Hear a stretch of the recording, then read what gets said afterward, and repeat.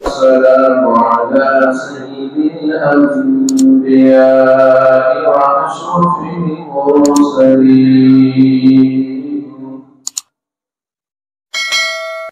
سيدنا محمد وعلى آله وصحبه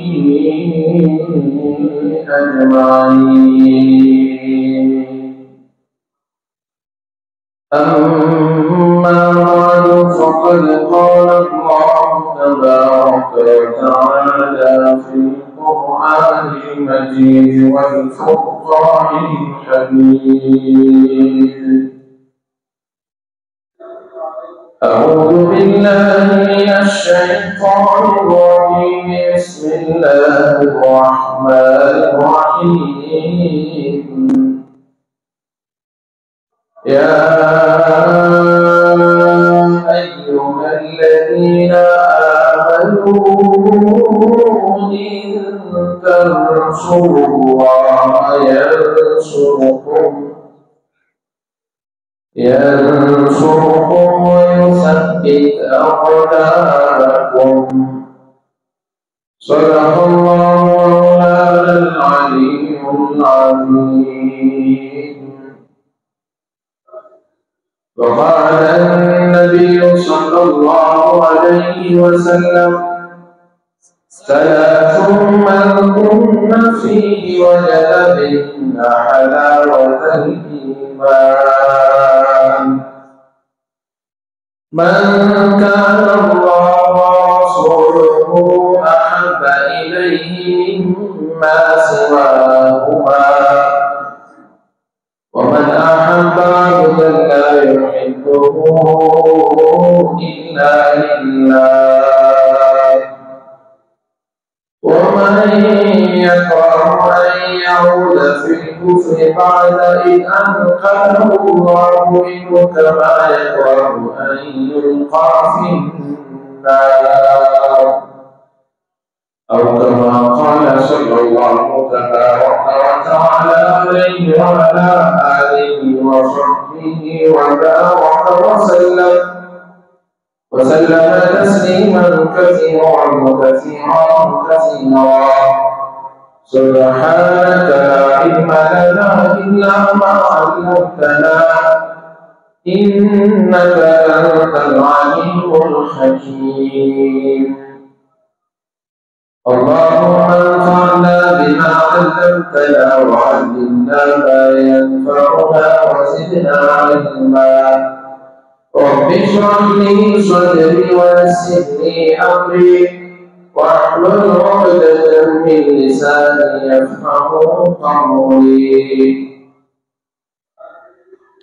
بزرگان محترم، نوجوانان مکرم، عزیز دوستوں، اللہ رب ذوالجلال کا کرم ہے، اس کا احسان ہے کہ اس نے آج کے فتنوں کے ماحول میں، سازشوں کے دور میں، کفر و ارتداد کی دعوت کے اس زمانے میں پروردگار نے ہم پر یہ کرم کیا کہ سب کے باوجود میں اور آپ کلمہ پڑھنے والے مسلمان ہیں، اور اس نے ہمیں اپنے گھروں سے وابستگی نصیب فرمائی، مسجدوں میں آنے جانے کی توفیق عطا فرمائی۔ میرا آپ کا خدا بڑا کریم ہے، محسن ہے، وہ ہم پر بڑا احسان کرتا ہے اور ہم سے محبت کرتا ہے۔ کیسی نازک ترین نافرمانیوں کے، سرکشیوں کے دور میں اس نے ہمیں اپنا بنا کر رکھا ہے۔ وہ میرا آپ کا خدا ہم سے ایک بات کا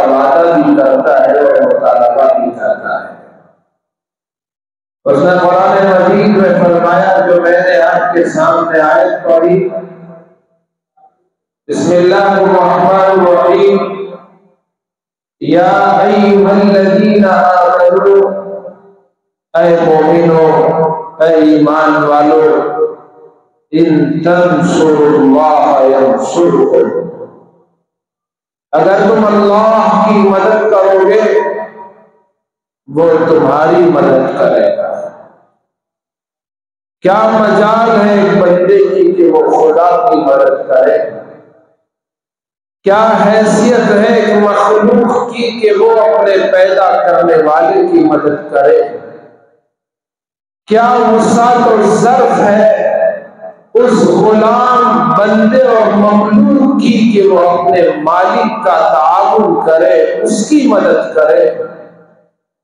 پھر بھی وہ ہم سے کہتا ہے ایمان والو، اگر تم اللہ کی مدد کرو گے تو وہ تمہاری مدد کرے گا۔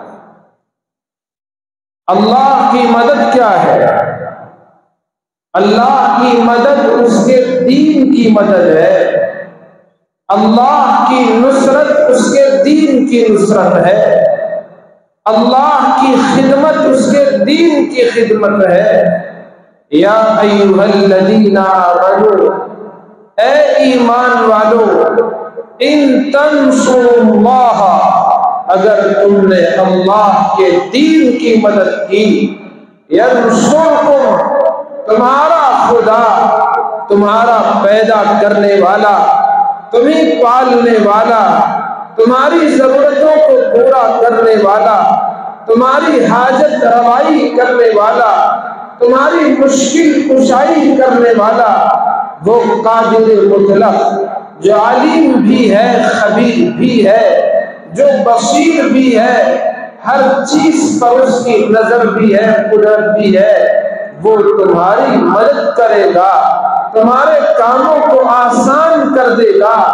اتنا ہی نہیں، جو اللہ کے دین کی مدد کرے گا اللہ اس کو ثابت قدمی عطا کرے گا۔ جبکہ آج فتنوں کا دور ہے، ارتداد کا دور ہے، شرک اور کفر کا دور ہے، بدعات کا، خرافات کا بول بالا ہے۔ اس سب کے باوجود جو بندہ خدا کے دین کی مدد کرے گا، خدا کے دین کی نصرت کرے گا، اللہ کہتے ہیں اللہ کی طرف سے اسے دو انعامات ملیں گے۔ ایک انعام تو خود اس کی مدد کر کے اللہ کرے گا، اور دوسرا اللہ کی طرف سے انعام یہ ہے کہ بندہ اس ڈگمگاتے قدموں کے دور میں، ذلت کے، ضلالت کے دور میں، گمراہی کے دور میں، اللہ اس کو دوسرا انعام یہ دے گا کہ اسے ثابت قدم رکھے گا۔ دنیا کی کوئی طاقت، دنیا کی کوئی حکومت، دنیا کا کوئی سپر پاور اس کو اپنے ارادے سے بدل نہیں سکتی، اس کو اپنے ایمان سے نہیں ہٹا سکتی، کسی دشمن کا خوف اس پر طاری نہیں رہ سکتا، اور دنیا کی بڑی بڑی چیزوں کا لالچ بھی اس کے ایمان میں کبھی تزلزل پیدا نہیں کر سکتا۔ یا ایھا الذین آمنوا ان تنصروا اللہ ینصرکم ویثبت اقدامکم، اے ایمان والو، اگر تم اللہ کی یعنی اللہ کے دین کی مدد کرو گے، اللہ تمہیں دو انعاموں سے نوازے گا، وہ تمہاری مدد کرے گا، تمہارے ارادوں میں تم کو کامیاب کرے گا، اور تمہارے قدموں میں ایسا ثبات دے گا، ایسی ثابت قدمی اللہ پاک عطا کرے گا کہ دنیا کی کوئی طاقت اور لالچ تمہیں اپنے قدموں سے ہلنے نہیں دے گی۔ مکہ مکرمہ میں اسلام کی کرنیں گھر گھر روشن ہو رہی تھی۔ مکہ معظمہ میں اسلام کا یہ چراغ جو روشن ہوا، گھر گھر میں اس کی روشنی پہنچ رہی تھی۔ ایک طرف کفر کا وہ امٹتا ہوا سیلاب تھا، دوسری طرف شرک میں تلے ہوئے یہ انسان تھے، جہالت اپنے عروج کو پہنچ چکی تھی۔ ان لوگوں نے پورا اپنا روح جمایا، پوری اپنی طاقت جھونک دی اسلام کے اس چراغ کو بجھانے کے لیے۔ یریدون لیطفئوا نور اللہ بافواہہم، یریدون لیطفئوا نور اللہ بافواہہم واللہ متم نورہ ولو کرہ الکافرون۔ پورا کفر، پورا ظلم، پورا جبر، ساری جہالت اکٹھا ہو چکی تھی اسلام کے اس چراغ کو بجھانے کے لیے، لیکن اسی دور میں جس کے دل کو یہ اسلام کا چراغ روشن کر دیتا تھا، ایسی روشنی اس کے دل میں آتی تھی کہ ہزاروں لاکھوں تاریکیاں چھٹ جاتی تھی، پھر تاریکی اس دل کے قریب نہیں آ سکتی تھی۔ ایک ایک کر کے لوگ مسلمان ہوتے چلے گئے۔ ظلم و استبداد کرنے والوں نے اپنا پورا زور لگا دیا، پوری طاقت جھونک دی، لیکن ان کی جو ثابت قدمی تھی اس میں ذرا برابر جنبش وہ پیدا نہ کر سکے۔ جو ایک مرتبہ اللہ اور اس کے رسول کا کلمہ پڑھ لیتا، اشہد ان لا الہ الا اللہ واشہد ان محمدا عبدہ ورسولہ، ایک مرتبہ اپنے زبان سے گواہی دے دیتا، دل سے اس کا اقرار کر لیتا، تصدیق کر لیتا، پھر کیا مجال کہ ابو جہل کے رعب سے وہ ڈر جائے، کیا مجال کہ ابو لہب اس کے راستے میں رکاوٹ بن سکے، کیا مجال کہ عتبہ اور شیبہ اس کے قدموں کو دور کر سکے۔ کوئی طاقت، کوئی عہدہ، کوئی لالچ ان صحابہ کرام کے پائے ثبات میں جنبش پیدا نہ کر سکے۔ کتنوں نے مالدار رہتے ہوئے اپنے مال کو قربان کر دیا، عیش و آرام کی زندگی چھوڑ دی، ایمان کی خاطر سب کچھ انہوں نے قربان کر دیا۔ وہ مکے کا وہ نوجوان جس کی عظیم داستان، مکے میں سب سے زیادہ قیمتی خوشبو استعمال کرنے والا، سب سے بہترین عمدہ لباس بدل بدل کر نئے نئے لباس پہننے والا، خوبصورت بالوں والا، خوبصورت گفتگو کرنے والا، دلائل کے ساتھ وزنی گفتگو کرنے والا، مجلے میں جب یہ نوجوان بولتا تو سناٹا چھا جاتا، محفل انتظار کرتی کہ کب وہ نوجوان آئے گا، کب وہ اپنی بول اور اپنی بات شروع کرے گا، ایسی خوبصورت بولی کا مالک۔ لیکن جب وہ اسلام قبول کرتا ہے، یہ وہ وقت تھا جب کہ اس کے باپ کا سایہ اس پر نہ تھا، لیکن ماں خناس بنت مالک مکے کی رئیس خواتین میں سے خاتون تھی، مالدار خاتون تھی، کفر پر جمی ہوئی، شرک پر جمی ہوئی۔ اسی دوران یہ نوجوان بیٹا اسلام قبول کر لیتا ہے۔ لوگوں نے دیکھا مکہ اس وقت کوئی بڑا شہر نہیں تھا، چھوٹی سی آبادی، کوئی بات وہاں چھپ نہیں سکتی تھی۔ یہ اس کو جو پتا چلا کہ دار ارقم میں، صفا کی پہاڑی کے پاس جو دار ارقم ہے، اس میں لوگ جمع ہوتے ہیں، رسول اللہ کے ہاتھوں اسلام قبول کرتے ہیں، دین سیکھتے اور سکھاتے ہیں۔ جیسے ہی ان کو اس بات کا علم ہوا، یہ بھی وہاں جانے لگے، انہوں نے اسلام قبول کر لیا۔ یہ قبیلے بنو عبد الدار کے تھے، اسی کے قبیلے کے عثمان بن طلحہ بھی تھے، جب تک اسلام قبول نہیں کیا تھا۔ انہوں نے دیکھ لیا اس نوجوان کو کہ یہ اس گھر میں جاتا ہے جہاں مسلمان جمع ہوتے ہیں۔ اگلے دن دیکھا یہ ویسے ہی نماز پڑھ رہا ہے جیسے محمد کریم صلی اللہ علیہ وسلم نماز ادا کرتے ہیں۔ آئے اور اپنی ماں کو، ان کی ماں کو بتا دیا کہ تمہارے بیٹے کی حفاظت کرنا، وہ بے دین ہو رہا ہے، وہ تمہارے دین کو چھوڑ رہا ہے، وہ محمد کا دیوانہ بن رہا ہے، ان کے جیسی عبادت کر رہا ہے، اور جہاں وہ مسلمان اکٹھے ہو کر دین و ایمان سیکھتے ہیں، تمہارا بیٹا بھی وہاں پہنچ رہا ہے، ذرا تم اپنے بیٹے کی حفاظت کرنا۔ پھر کیا تھا؟ ماں کو غصہ آیا، انہوں نے اپنے بیٹے کو بلایا، تھپڑ رسید کیے، خوب مارا پیٹا، جتنا زور ہو سکتا تھا اس نوجوان پہ بیٹے پہ ڈال لیا۔ یہ وہ نوجوان تھا جو نہ ابو لہب سے ڈرتا تھا، نہ ابو جہل سے ڈرتا تھا، نہ مکے کے کسی اور سردار سے خوف کھاتا تھا، لیکن اگر اس کے دل میں کسی کی محبت اور ڈر تھا تو اپنی ماں کا ڈر تھا۔ لیکن ماں نے اپنا زور تو پورا چلا لیا، لیکن بیٹا ہے کہ اس بات میں ماں کی بات کو قبول کرنے سے انکار کر دیا۔ اسی کو قرآن نے بھی کہا کہ اگر تمہارے ماں باپ تمہارے لیے تمہارے اوپر ایسا زور لگائیں کہ تم اپنے ایمان کو چھوڑ دو، تمہارے اوپر یہ زور لگائیں کہ تم راہ مستقیم کو چھوڑ دو، تمہارے اوپر ایسی کوئی بات لازم کرے جو خدا اور اس کے رسول کے قانون کے خلاف ہو، تو تمہیں اس بات میں تمہارے ماں باپ کی اطاعت کی اجازت نہیں ہے۔ وَإِن جَاهَدَاكَ عَلَىٰ أَن تُشْرِكَ بِي مَا لَيْسَ لَكَ بِهِ عِلْمٌ فَلَا تُطِعْهُمَا، اگر ماں باپ تمہیں ایسی بات کا حکم دے جو قرآن و سنت کے خلاف ہو، اللہ کی وحدانیت کے خلاف ہو، تب تمہیں اجازت نہیں ہے کہ تم ان کی اطاعت کرو، فرما برداری کرو۔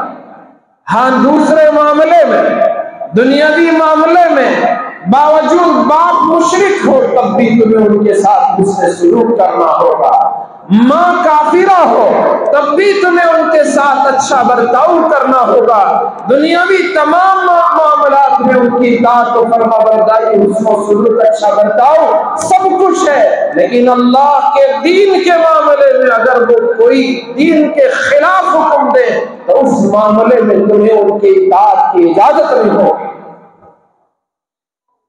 اے نوجوان، اپنے ماں کے ڈر خوف کے باوجود، سب کچھ کے باوجود ماں کے اس حکم کو اس نے نہیں مانا، انکار کر دیا، یہ سلسلہ چلتا رہا، ماں نے انہی رسیوں سے باندھ کر مارا پیٹا، لیکن اس کے پائے ثبات میں کوئی لغزش نہ آئی، جو یہ ثابت قدم رہا۔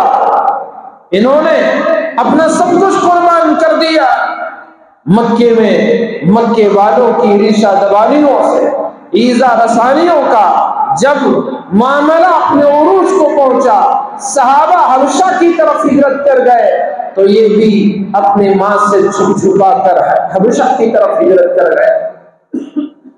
چند دن کے بعد دوبارہ آئے، وہی سختیاں، وہی پریشانیاں، دوبارہ دوسری مرتبہ بھی حبشہ کی طرف ہجرت کی۔ مقصد ایک ہی تھا کہ وطن چھوٹے تو چھوٹے، ایمان نہ چھوٹے، سارا عیش و آرام قربان ہو جائے لیکن رسول اللہ کے ہاتھ پر کیا ہوا وعدہ نہ چھوٹے، نہ فراموش ہو۔ کیا جذبہ، کیا قربانی اور کیا ایثار، کیا اسلام کی ایسی تمنا اور شوق اور ذوق، کیا ایمان کی حلاوت اور چاشنی۔ دوسری مرتبہ بھی حبشہ سے چند ہی دن میں واپس آئے، ماں کا وہ سختی کا رویہ وہی برداشت کرتے رہے۔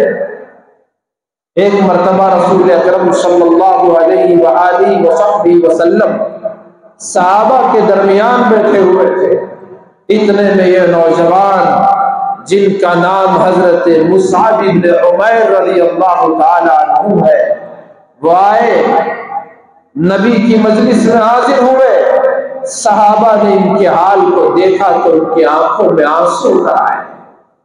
کہاں قیمتی لباس پہننے والا، کہاں عمدہ سے عمدہ لباس پہن کر مکے کی گلیوں میں ناز اور نخروں سے گزرنے والا، کہاں ایک خوبصورت اور دلکش جاذب نظر کشش والا عطر لگا کر خوشبو سے معطر کرتے ہوئے گلیوں میں گزرنے والا نبی کی مجلس میں جب یہ پہنچ رہا ہے، اس حال میں پہنچ رہا ہے، قیمتی لباس ان پر نہیں تھا بلکہ ٹاٹ کا چھوٹا سا ٹکڑا ان کے بدن پر تھا جو صرف ان کے سطر کو مشکل سے چھپا رہا تھا۔ صحابہ نے اس حال کو دیکھ کر رو دیا۔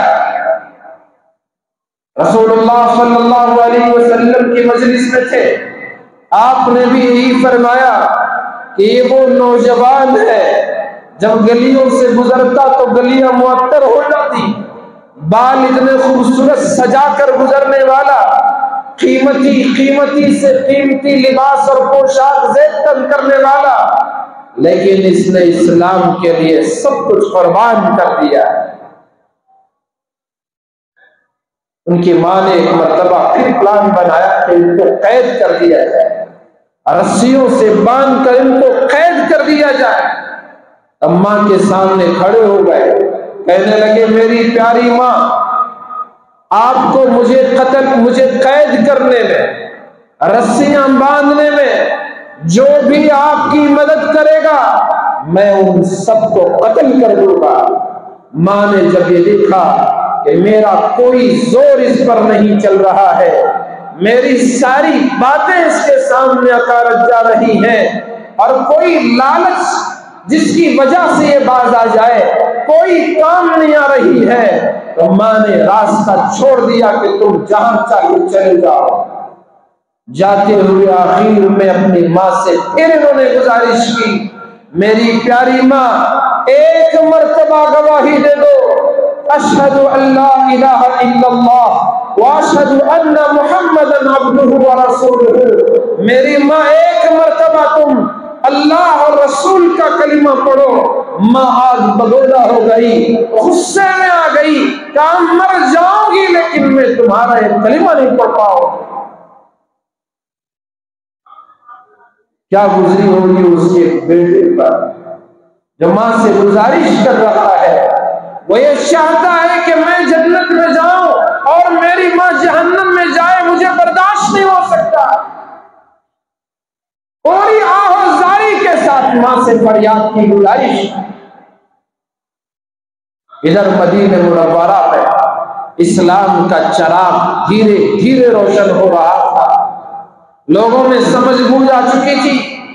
وہاں کے لوگ آئے، رسول اللہ سے گزارش کی، یا رسول اللہ لوگ اسلام قبول کر رہے ہیں لیکن کوئی اسلام سکھانے والا چاہیے، دین میں لوگ داخل ہو رہے ہیں، کوئی دین سکھانے والا چاہیے، کوئی اسلام کا مبلغ چاہیے، کوئی مرشد چاہیے جو ہمیں راستہ دکھائے سمجھائے، قربان جائیں۔ اللہ کے نبی کے حسن انتخاب کی نظر پڑی تو وہ مصعب بن عمیر پر پڑی جو کہ نوجوان تھے۔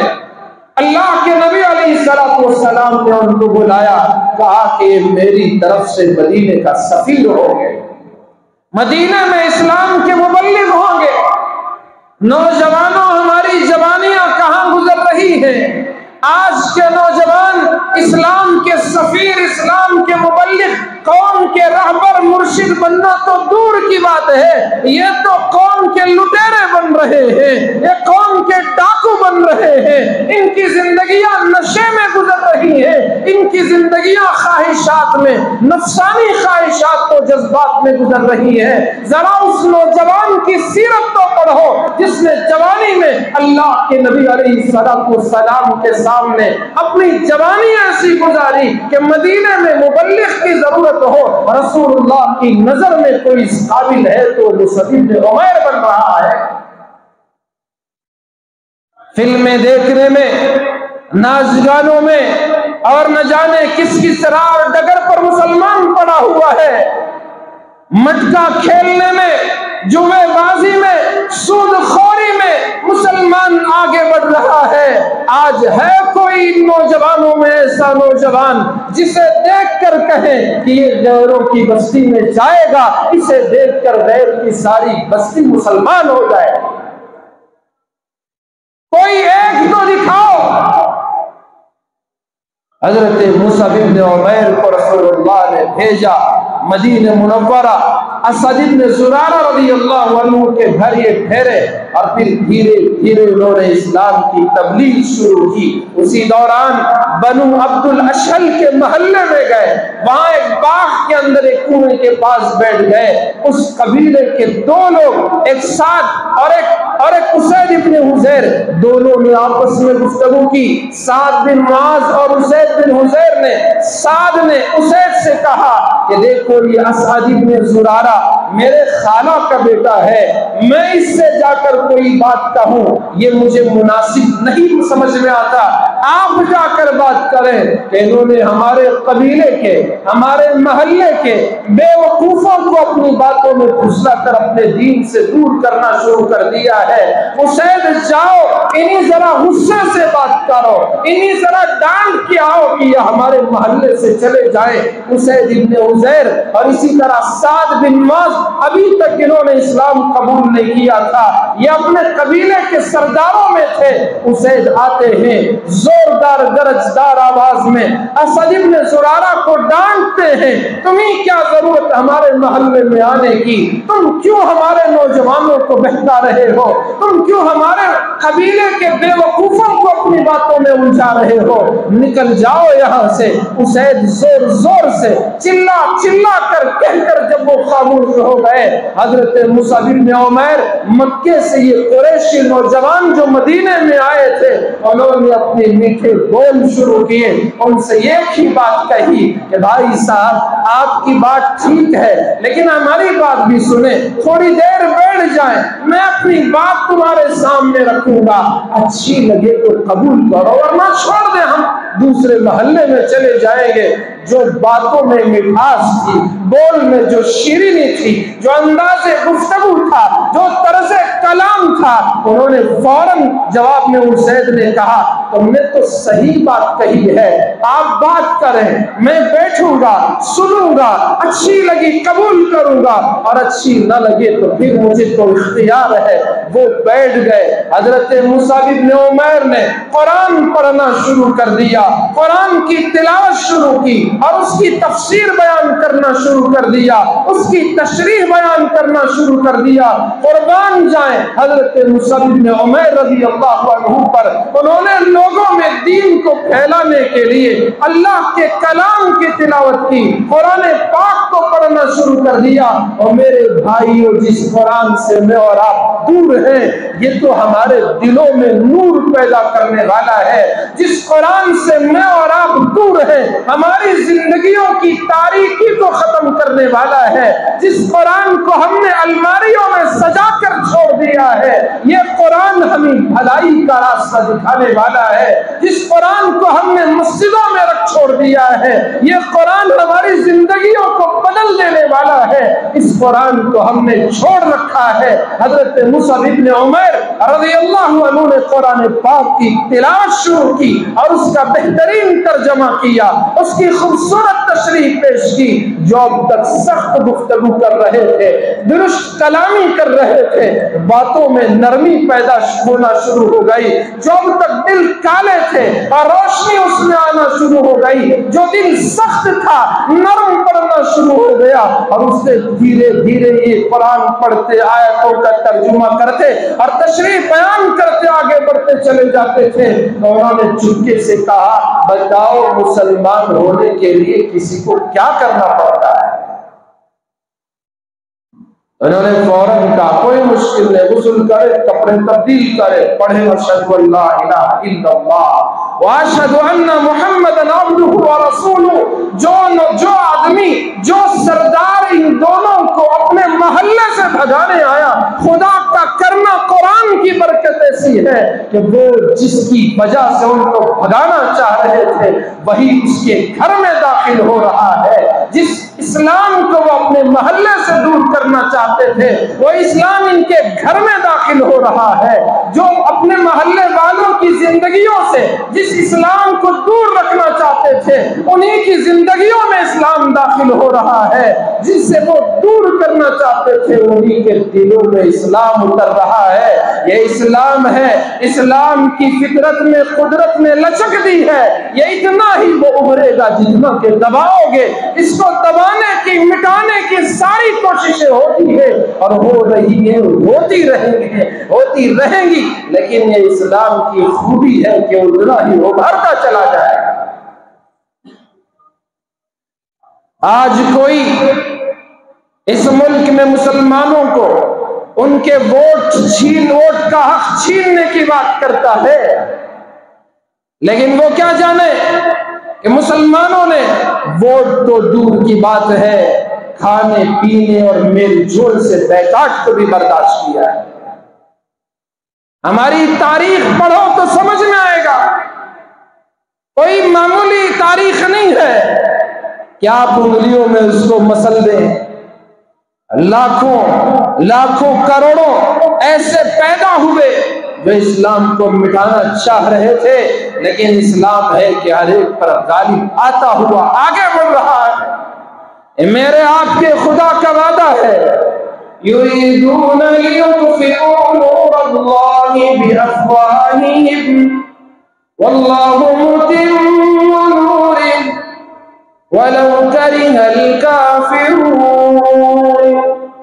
ساری دنیا کا کفر اکٹھا ہو جائے، پورا شرک مجتمع ہو جائے اور مل کر اس اللہ کے دین کو، اس نور کو مٹانا، پھونک دینا چاہے، اس کو ختم کر دینا چاہے، واللہ متم نورہ، اللہ کہتے ہیں کہ اللہ اپنے نور کو کامل کر کے رہے گا۔ نور خدا ہے کفر کی حرکت پہ خندزن، پھونکوں سے یہ چراغ بجھایا نہ جائے گا۔ پھونکنے والے خود بجھ جائیں گے، مٹانے والے خود مٹ جائیں گے، لیکن اسلام کا ایک چراغ اپنی آب و تاب کے ساتھ ایسے ہی روشن رہے گا، نہ اس میں طرح برابر کمی آئے گی، نہ اسے کوئی بجھا سکتا ہے، نہ کوئی مٹا سکتا ہے۔ یہ قیامت کی صبح تک کے لیے یہ دین آیا ہے۔ جتنا زور جس زمانے میں اس کو مٹانے کے لیے کیا گیا، اتنا ہی یہ ابھر کر اور غالب آنے والا اور آتا رہا ہے۔ ہماری ماضی بھی ہم کو یہی کہتی ہے، یہ تمہاری ماضی اور تمہاری تاریخ تم کو یہ کہتی ہے کہ تم کو یعنی اسلام کو اور سچے مسلمانوں کو جتنا مٹانے کی کوشش اور سازشیں ہوں گی، اللہ نے ان کو اتنا ہی غلبہ عطا کر دیا ہے۔ حضرت مصعب بن عمیر، اسید بن حضیر کو بھی ان کے ساتھ جو نوجوان تھے ان کو بھی انہوں نے کلمہ پڑھا۔ سعد بن معاذ جنہوں نے اسید کو محلے سے بھگانے کے لیے، مصعب بن عمیر اور اسد بن زرارہ کو محلے سے بھگانے کے لیے اسید کو بھیجا تھا، وہ بھی شام ہونے سے پہلے مسلمان بن گئے۔ یہ ہے قرآن کی برکت، یہ ہے اسلام کی لچک، یہ ہے دین فطرت کی کشش، یہ ہے قرآن پاک کا معجزہ۔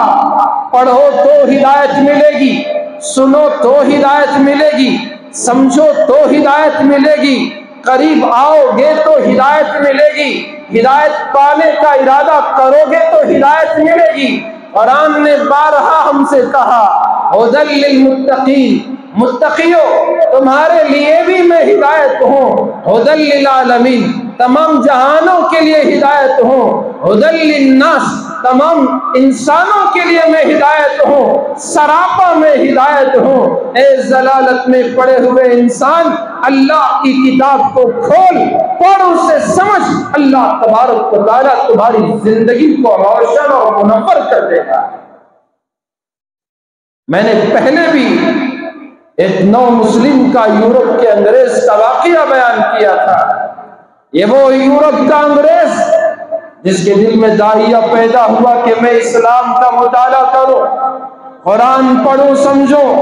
اس نے قرآن پڑھا، اس کا ترجمہ پڑھا، اور بھی کتابیں خریدنے کو اس کا من ہوا تو اس نے اس کے پاس جو کار تھی اس کار کو اس نے بیچ دیا، کتابیں خریدی اور پڑھنا شروع کیا۔ پڑھتا رہا، پڑھتے پڑھتے اسے اسلام کی محبت ایسے جاگ اٹھی، وہ مسلمان بنا، کلمہ پڑھا، اسلام کی آغوش میں آیا، اسلام کی چادر اوڑھ لی، اس کے گھر سب کچھ اس نے اسلامی ماحول میں اس کو دے دیا۔ پھر اس نے دنیا کی سیر کا ارادہ کیا، وہ دنیا کے مختلف ملکوں میں گیا، وہ ہمارے ملک ہندوستان بھی آیا، وہ سارے مسلمانوں کا حال بھی دیکھا، اور جا کر اس نے اپنا سفر نامہ جو لکھا وہ ہمیں پڑھنے کے قابل ہے، وہ سننے کے قابل ہے۔ اس کے سفر نامے میں اس نے جو بات لکھی، اس نے کہا کہ میں نے قرآن پڑھنے کے لیے، سمجھنے کے لیے اپنی کار بیچ دی، میں نے دین سیکھنے کے لیے اپنے کار کو بیچ دیا، لیکن جو مشرق و مغرب میں گھوم کر آیا ہوں، دنیا کے مسلمانوں کو قریب سے دیکھ کر میں آیا ہوں، لیکن افسوس کہ یہ وہ مسلمان ہیں جنہوں نے کار خریدنے کے لیے قرآن کو بیچ دیا ہے، جو دولت خریدنے کے لیے، دولت اکٹھی کرنے کے لیے انہوں نے اپنے دین کو بیچ دیا ہے۔ آج ہمارا حال یہ ہے، ہم دنیا کے پیچھے پڑے ہوئے ہیں، دنیا کے لالچی اور حریص بن چکے ہیں، دنیا بکتے بکتے ایسے کہ ہم دین سے غافل ہو گئے، ہمارے بڑوں کی قربانیوں کو ہم نے بھلا دیا، ہم نے فراموش کر دیا کہ یہ اسلام ہم تک کیسے پہنچا ہے، کیا اس کے پیچھے داستانیں ہیں، کیسے اس کے پیچھے قربانیاں ہیں، کس طرح سے اس کے پیچھے لوگوں نے اپنے بچوں کو یتیم کیا، گھروں کو ویران کر دیا، بیویوں کو بیوہ چھوڑ دیا، لیکن اسلام کے لیے انہوں نے سب کچھ قربان کر دیا۔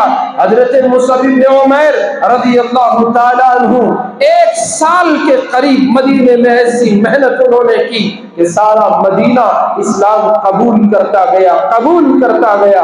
آئے رسول اللہ کو رپورٹ پیش کی، یا رسول اللہ آپ نے جو ذمہ داری مجھے دی تھی میں نے وہ ذمہ داری پوری کرنے کی کوشش کی ہے، مدینے کے حالات سے آگاہ کیا، سیاسی اقتصادی ماحول کو انہوں کے سامنے بیان کیا، یہیں سے مدینہ منورہ رسول اللہ کے ہجرت کی راہ ہموار ہوئی۔ اللہ کے نبی علیہ السلام ہجرت کر کے مدینہ منورہ تشریف لے آئے، آپ کے جانثار صحابہ نے، اور آپ نے اپنے وطن کو چھوڑ دیا، اپنے وطن عزیز کو چھوڑ دیا، اپنے گھروں کو چھوڑ دیا، اور اسلام کی سرسبزی اور شادابی کے لیے مدینہ منورہ کو اپنا مسکن بنایا۔ پھر کیا تھا، یہاں کفار یہاں بھی چین سے آپ کو، آپ کے ساتھیوں کو بیٹھنے نہ دیا، انہوں نے اور زیادہ ظلم ڈھانا شروع کر دیا۔ جو لوگ مکے میں رہ گئے تھے ان پر تو ظلم و ستم کے پہاڑ ڈھائے جانے لگے، اور یہاں بھی مدینے پر حملے کی ساری سازشیں کی گئی۔ بدر کا معرکہ پیش آیا، اس میں بھی حضرت مصعب بن عمیر دیگر صحابہ کے ساتھ یہ بھی شامل رہے، فتح اللہ نے مسلمانوں کو دی اور کفار کو شکست کا منہ دیکھنا پڑا، یہ شکست کھا کر بھاگ نکلے اور کچھ لوگ قید ہوئے۔ پھر یہ سلسلہ چلتا رہا، احد کا معرکہ بھی پیش آیا، احد کے موقع پر اللہ کے نبی نے صحابہ کرام کو بلایا اور پوچھا دشمن میں کس کے ہاتھ میں دشمنوں کا جھنڈا ہے، کفر کا جھنڈا کس کے ہاتھ میں ہے؟ تو صحابہ نے بتایا، یا رسول اللہ کافروں کا جھنڈا بنو عبدالدار کے سرداروں کے ہاتھ میں ہے۔ اللہ کے نبی علیہ السلام نے فرمایا کہ ہمارا جھنڈا بھی، اسلام کا جھنڈا بھی بنو عبدالدار کے نوجوان کے حوالے میں کروں گا۔ وہ قبیلے بنو عبدالدار کے نوجوان حضرت مصعب بن عمیر ہیں۔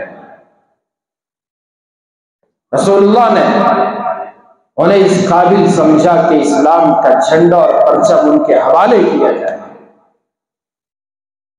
اپنی زندگی کے وہ 40 سال کی عمر میں تھے، جھنڈا رسول اللہ نے بڑے صحابہ کے ہوتے ہوئے ان کے ہاتھ میں بھی تھما دیا۔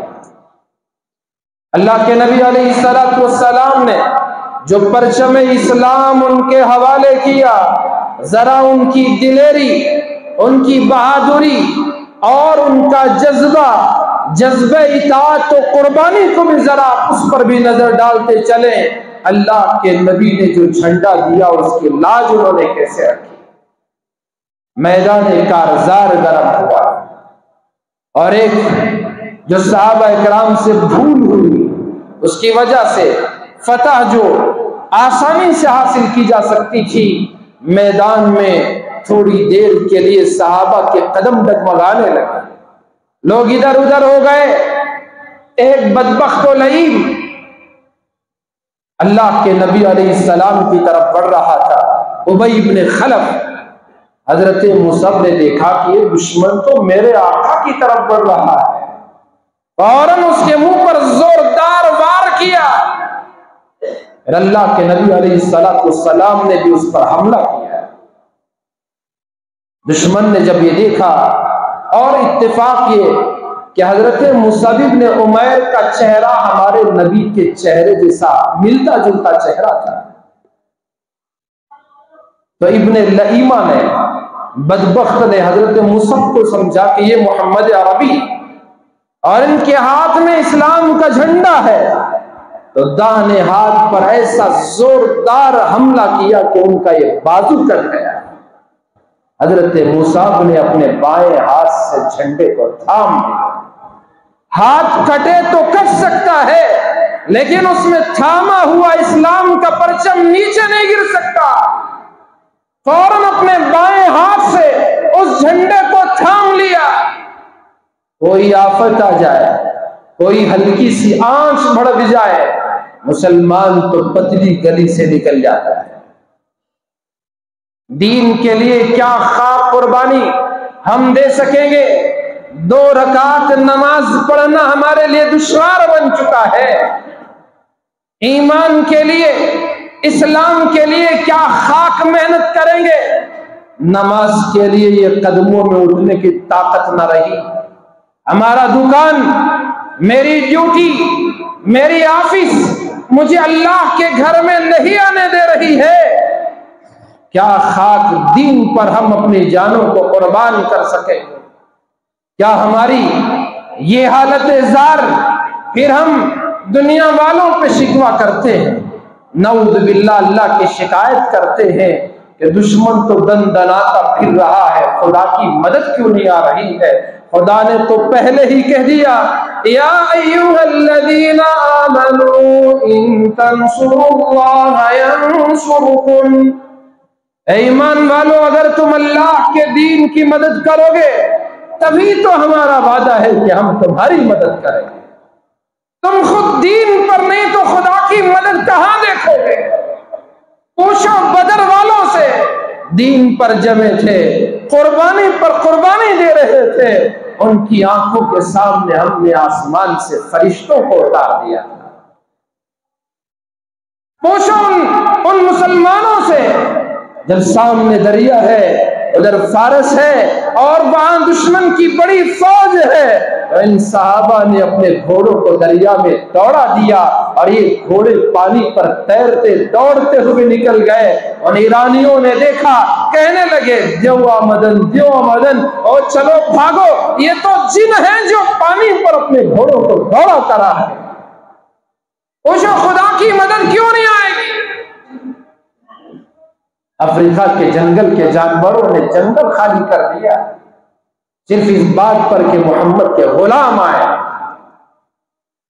اور ہم دین پر نہیں، دین سے دور ہماری زندگیاں، ہماری اولاد دین سے دور ہے، ہمارے والدین دین سے دور ہے، ہمارے گھرانوں میں دین نہیں ہے، ہمارے خاندانوں میں دین نہیں ہے، دین سے دور بلکہ دین بیزار لوگ ہیں۔ ایسی ہماری نوبت آ چکی ہے، پھر بھی گلے کرتے ہیں کہ خدا کی مدد کیوں نہیں آ رہی ہے۔ یا ایھا الذین آمنوا ان تنصروا اللہ ینصرکم ویثبت اقدامکم۔ حضرت مصعب نے اپنے دائیں ہاتھ جب کٹا تو بائیں ہاتھ سے اسلام کے جھنڈے کو تھام لیا۔ ہم نے اسلام کے کون سے حکم کو اپنے ہاتھوں میں تھاما ہے؟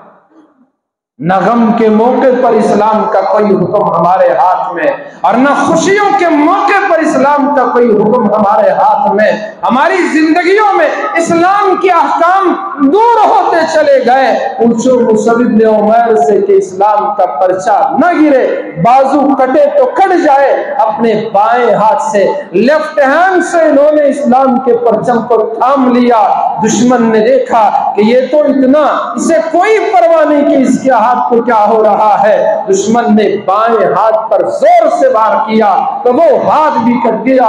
قربان جائیں میرے ماں باپ، قربان ہو جائیں حضرت مصعب بن عمیر پر کہ انہوں نے کٹے ہوئے بازوؤں سے اسلام کے پرچم کو تھام لیا، اسے گرنے نہ دیا۔ اور یہ دیکھ کر دشمن نے جو زور سے ان کے خنجر سے جو وار کیا وہ ان کے سینے سے پار کر گیا۔ احد کے میدان میں جب لاشوں کو اکٹھا کیا گیا، اللہ کے نبی علیہ السلام اپنے اس صحابی کے سرانے کھڑے ہو گئے اور دیکھ کر فرمانے لگے، اے مصعب بن عمیر، میں نے تمہارے وہ دن بھی دیکھے ہیں جب تم مکے کی گلیوں میں چلتے تھے تو نئے نئے لباس پہن کر چلتے تھے، جب تم مکے میں چلتے تھے تو خوشبو سے معطر ہو کر چلتے تھے، جب تم مکے کی گلیوں میں گزرتے تھے تو تمہارے بال بڑے سجیلے ہوا کرتے تھے۔ میں آج کا تمہارا یہ دن بھی دیکھ رہا ہوں، کہاں وہ پوشاک اور تمہارا وہ لباس، کہاں وہ قیمتی تمہارے جوڑے۔ آج تمہاری ناش پر پورا پردہ کرنے کے لیے بھی ایک چادر میسر نہیں ہے۔ اگر سر پر ان کی چادر ڈالی جاتی، پیر کھل جاتے، اور پیر پر چادر ڈالی جاتی، سر ان کا کھل جاتا۔ اتنی چھوٹی سی چادر لیے ہوئے تم یہاں پڑے ہو اور وہ تمہارے کیا بال سجیلے ہوا کرتے تھے، آج بکھرے بالوں کے ساتھ تم یہاں میدان میں پڑے ہوئے ہو۔ اللہ کے نبی علیہ السلام نے صحابہ کو حکم دیا اور اللہ کے نبی نے گواہی دی کہ اللہ کا نبی گواہی دیتا ہے کہ تم سب کل قیامت میں شہداء کی صف میں اٹھائے جاؤ گے۔ یہ ہے دین کی خدمت، یہ ہے دین کی نصرت، یہ ہے اللہ کے حکموں کی پاسداری۔ یا ایھا الذین آمنوا ان تنصروا اللہ ینصرکم، حدیث پاک میں آیا رسول اللہ صلی اللہ علیہ وسلم نے ارشاد فرمایا، میں اس لیے یہ حدیث پڑھ رہا ہوں، ہو سکتا ہے کہ کسی الجھے ہوئے دماغ میں کوئی الجھن باقی رہے، ان کو یہ سمجھ میں آئے عیش و آرام چھوڑ دے، یہ بھی کوئی زندگی ہے، قیمتی لباس چھوڑ دے، کیا یہ بھی کوئی زندگی ہے؟ اور اللہ کے بندے، جس نے قیمتی لباس کو زندگی سمجھا وہ خسارے میں ہے، جس نے خوشبو کو ہی زندگی سمجھا وہ خسارے میں ہے، جس نے صرف عیش و آرام کو زندگی سمجھا وہ خسارے میں ہے۔ ایمان کا مٹھاس اگر چاہیے، ایمان کی شیرینی اگر چاہیے، ایمان کی حلاوت اگر چاہیے، پوچھو رسول اللہ سے کہ ان کو وہ کون سی چیز تھی جس کی وجہ سے انہوں نے سب کچھ قربان کر دیا۔ رسول اللہ نے ارشاد فرمایا، ثلاث من کن فی، تین باتیں ایسی ہیں جس میں بھی یہ آ جائیں وجد بہن حلاوت الایمان، ان تین باتوں کی برکت ایسی ہوگی پھر اسے ایمان کی چاشنی نصیب ہوگی، اسے ایمان کا مٹھاس محسوس ہوگا، اسے ایمان کی حلاوت میسر آئے گی۔ اللہ کے نبی علیہ السلام سے پوچھو کہ وہ تین باتیں کیا ہیں؟ آپ نے ارشاد فرمایا، من کان اللہ ورسولہ احب الیہ مما سواہما، جس کا ایمان اتنا مضبوط ہو گیا کہ اب اس کے دل میں اللہ کی محبت گھر کر جائے، اس کے دل میں رسول خدا کی محبت اس کے دل میں سرایت کر جائے، تو اب اس کے دنیا کی کوئی اور چیز کی محبت اس سے دور ہونے لگتی ہے، اسے اللہ اور رسول کے علاوہ کوئی اور محبوب نہیں رہتا۔ اور جس کے دل میں اتنی محبت ہو اس کے لیے مار کھانا بھی آسان ہے، اس کے لیے لٹنا بھی آسان ہے، اس کے لیے پٹنا بھی آسان ہے، اس کے لیے گھر چھوڑنا بھی آسان ہے، اس کے لیے گھر تو گھر سارا خاندان قربان کر دینا بھی آسان ہے، خاندان تو کیا اپنی ذات بھی قربان کر دینا آسان ہے، وہ خدا دیکھ رہا ہے جس کے لیے قربانی دی جا رہی ہے، وہ رسول سامنے ہیں جن کے لیے قربانی دی جا رہی ہے۔ من کان اللہ ورسول احب الیہ مما سواہما، اے لوگوں، اے مسلمانوں، اللہ اور اس کے رسول کی اتنی اطاعت کرو، ایسی فرمانبرداری کرو کہ یہ محبت کا ذائقہ ہمارے دلوں میں بھی آ جائے، ہمارے رگ رگ میں سما جائے، خون کے قطرے قطرے میں اتر جائے، روئے روئے میں سما جائے۔ ایسی اللہ اور اس کے رسول کی محبت کو اختیار کرو کہ اس کے علاوہ دنیا کی کوئی چیز ہماری نظروں میں محبوب نہ ہو۔ دوسری بات رسول اللہ نے ارشاد فرمائی، وَمَنْ أَحَبَّ عَبْدًا لَا يُحِبُّهُ إِلَّا لِلَّهِ، جب کسی بندے سے محبت کرنے کی ضرورت پیش آئے تو وہ محبت بھی صرف اللہ کو راضی کرنے کے لیے ہو، اللہ کو خوش کرنے کے لیے ہو، کہ میری یہ دوستی، میری یہ محبت، میرا فلاں بندے سے ملنا، اس کے ساتھ اٹھنا بیٹھنا چلنا پھرنا یہ اللہ کے لیے ہے۔ یہ دوسری بات۔ تیسری بات حضور نے ارشاد فرمائی، وَمَن يَكْرَهُ أَن يَعُودَ فِي الْكُفْرِ بَعْدَ إِذْ أَنْقَذَهُ اللَّهُ مِنْهُ، اللہ تبارک و تعالی اپنے فضل سے کسی کو کفر سے بچا لیتے ہیں، پھر اس کے بعد وہ بندہ کفر میں جانے کو ایسے ہی ناپسند کرے جیسا کہ وہ آگ میں ڈال دیے جانے کو ناپسند کرتا ہے۔ جس طرح آگ میں پھینک دیا جانا، آگ میں اس کو ڈھکیل دیا جانا ناپسند ہے، اسی طرح سے وہ کفر میں واپس لوٹنے کو ناپسند کرے تو پھر اسے ایمان کی چاشنی اور حلاوت نصیب ہوتی ہے، دلوں کو سکون ملتا ہے، زندگیوں میں چین نصیب ہوتا ہے۔ ہماری ساری بے چینیاں، بے اطمینانیاں، بے سکونی، ساری پریشانیاں صرف اس لیے ہیں کہ ہم اللہ اور اس کے رسول سے دور ہیں، ہمارے دل ان کی محبتوں سے خالی ہیں، ہماری زندگیاں ان کے دین سے خالی ہیں۔ اگر تھوڑا سا آدمی بدل کر راہ راست پر آنا شروع ہو جائے پھر اللہ پاک اسے جو سکون دیں گے، خدا کی قسم بادشاہ کو اس کی کرسی میں، وہ عہدے دار کو اپنے عہدے میں، اور کسی دنیا دار کو اپنی دنیا میں، مالدار کو اپنی دولت میں وہ سکون نہیں، حسین و جمیل کو اپنے حسن میں وہ سکون نہیں جو دیندار کو اپنے دین میں سکون ملتا ہے۔ اللہ تبارک و تعالی ہمیں سمجھنے کی توفیق عطا فرمائے۔ اللہ پاک ہمیں دین پر ثابت قدم رہنے اور اس کے دین کی خدمت کرنے کی اللہ ہم سب کو توفیق عطا فرمائے۔ آمین ثم آمین، وآخر دعوانا